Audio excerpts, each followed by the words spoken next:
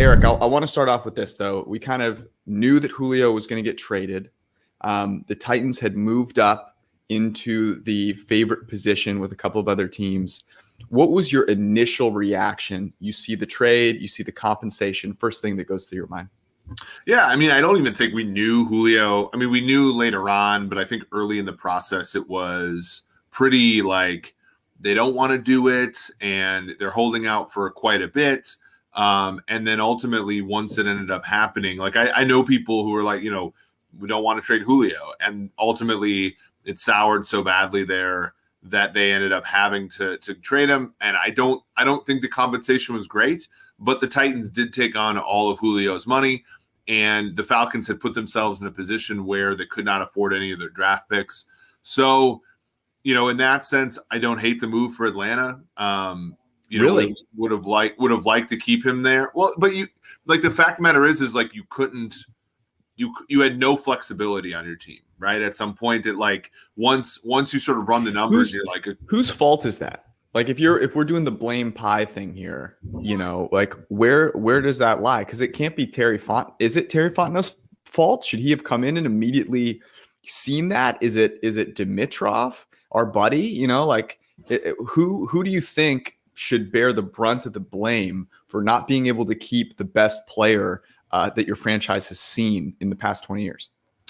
Well, I think it ends up being, I think the majority of it falls in Dimitrov's lap. And while, I think that that's a little bit negative, you can see sort of where he's coming from in the sense of, he almost took a team to the Super Bowl title twice.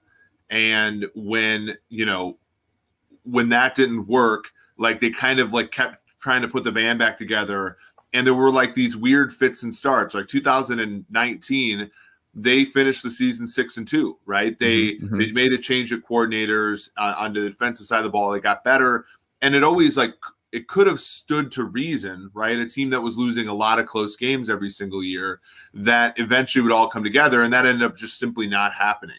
And then when that happened, the next guy ended up holding the bag. Now, Fontenot had a decision to make. He had a few decisions to make, right? The one of them was, which one of these contracts do you sort of like extend and restructure? I think Ryan probably was going to have less of a market than Julio Jones relative to expectations. So Ryan was probably easier to go to the table with and say, look, we want to extend you, give us some flexibility. Julio, no such sort of, no such ability there. But also like they made the decision not to draft Justin Fields, right? So there are some decisions they've made post Dimitrov that you could say led them to this point. But I don't blame Fontenot really at all, for this, the larger situation that they're in. Some of the decisions they've made sense, you could permute through them. But as we said on the podcast before, all the outcomes were going to be bad for them. Okay, that was kind. Did you go to church today? The Holy Spirit is within you. This is that was very tame. And I was worried that we were going to come in and both bash the Falcons. I have a list of winners here. I'm going to start with the losers here. This is just, we finally thought the Atlanta Falcons were going to turn the corner. In fact, someone in the I'm going to show this again here. I said, I think the Falcons have the best offense in the NFL. They had a chance and they peed it down their leg. I mean, and this is a disaster. The Atlanta Falcons, you talk about cursed franchises and you've seen it in baseball, with the Cubs and stuff like that. The Falcons are, this is the city of Atlanta, deserves better than this. This is a disaster in my opinion. And I don't think that you can, I agree with you in that you probably can't place the blame squarely on certain people. But for Terry Fontenot to come in there and not look at the holistic picture of this offense and go, okay, I'm going to draft Kyle Pitts. What does this mean for my team going forward? And to not see the writing on the wall and go, if I have to trade Julio Jones, I am in a rebuild. And if I'm in a rebuild, I need to either trade down or I need to take a quarterback or do both. And or if I have to trade Julio Jones, I got to do it before the draft. There are so many things here that I think were mismanaged. I think the biggest loser here by a country mile, are the fans of Atlanta. And I'm not saying that just because I bet on the Falcons. I actually still like our bet because we got them at 7 over 7 minus 143. I still like that. I still think they're a good team. I still think Matt Ryan can be, with Arthur Smith, a top 10, top 12 quarterback. But this is a disaster for the Atlanta Falcons. I mean, if it weren't for 28-3, this would be, I think, the biggest loss, the biggest L that the Falcons have taken. It's the end of an era, but it's not like they drafted a tight end at number 4, Eric.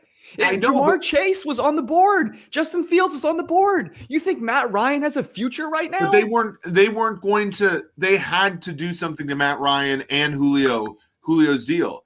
They might not have had, like, look, if Julio was this much of a we want out of here, right?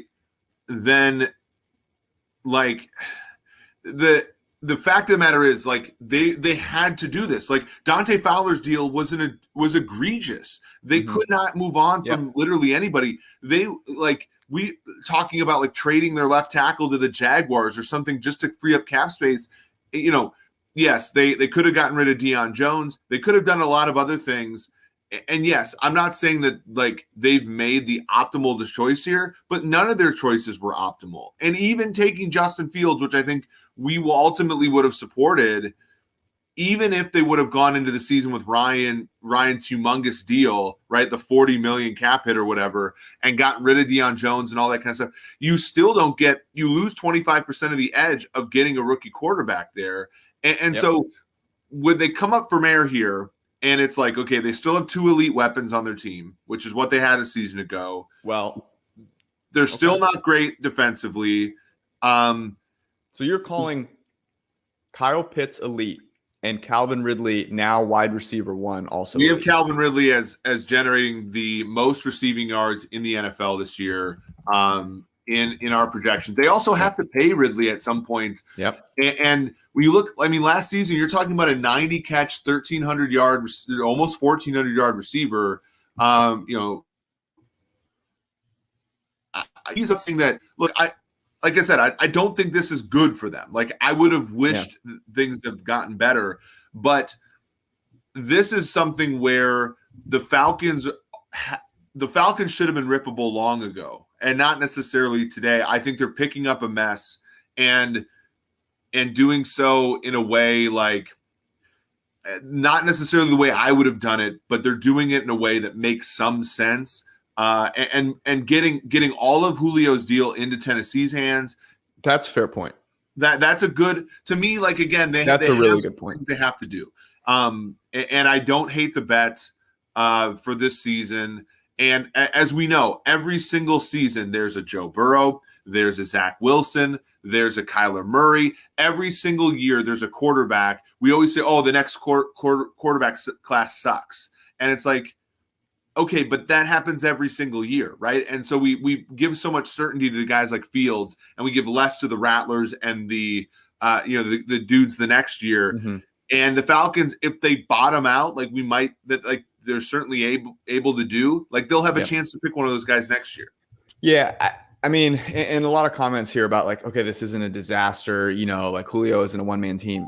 Dude, the guy is a top 3 receiver when he's on the field. So, yes, he's not a one-man team, certainly, but there are a ton of question marks. Like, for you to, and I think Ridley will be great. He's a fantastic route runner. We really liked him coming out of Alabama. All of the research that we did, that was one of the first years that we did draft research. But there is uncertainty there. He played alongside Julio Jones, the number 1 weapon that every team was trying to stop, like, by a mile, right? And that is a question mark. Kyle Pitts is a question mark.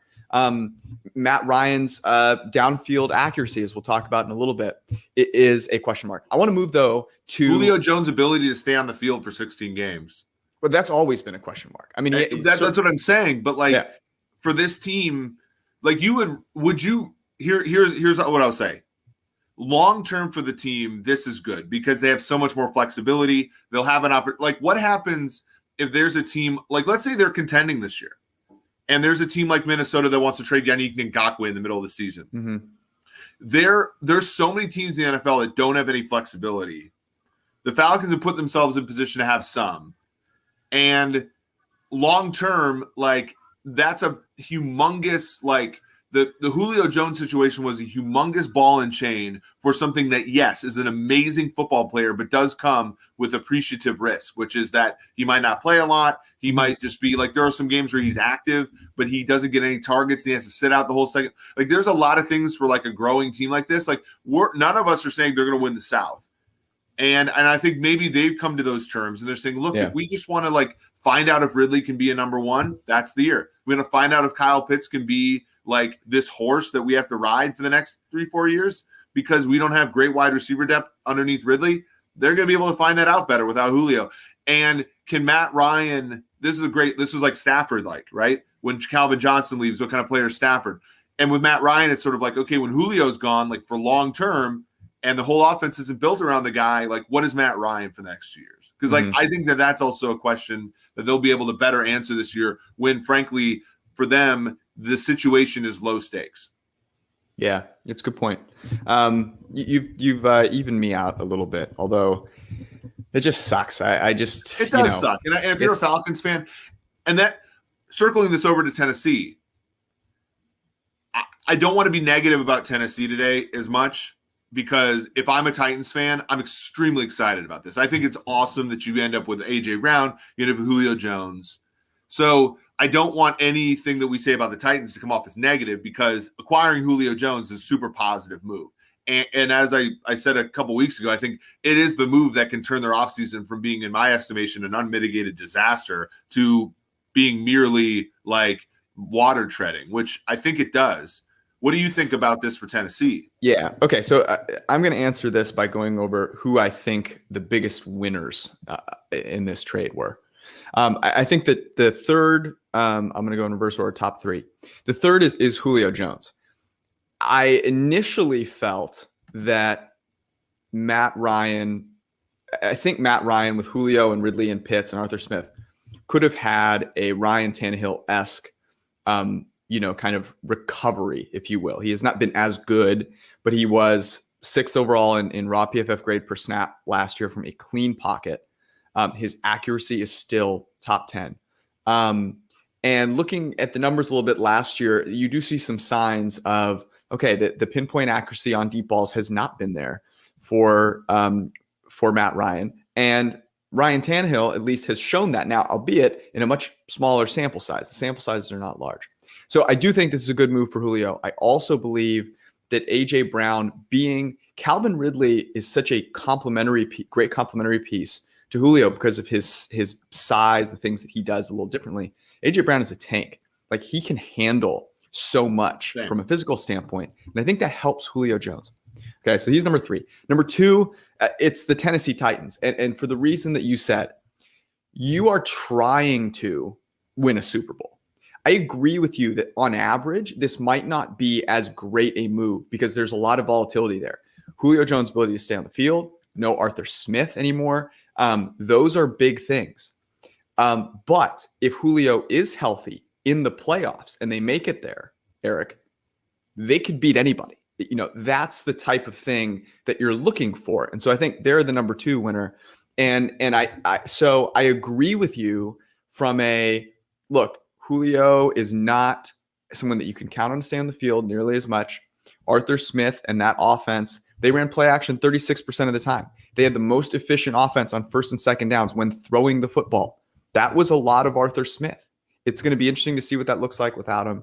And then I think the biggest winner, honestly, it's the NFL. Like to bring Julio Jones and have him get traded because he wanted to get traded, I think it's awesome for the league. The fact that players are moving more, I think is great. The storylines are great. You're creating contenders in places that you might not have created them before. So I think overall, like we're the biggest winners. And I know it's cliche to say, but like I really do think this is a good thing for the NFL long term.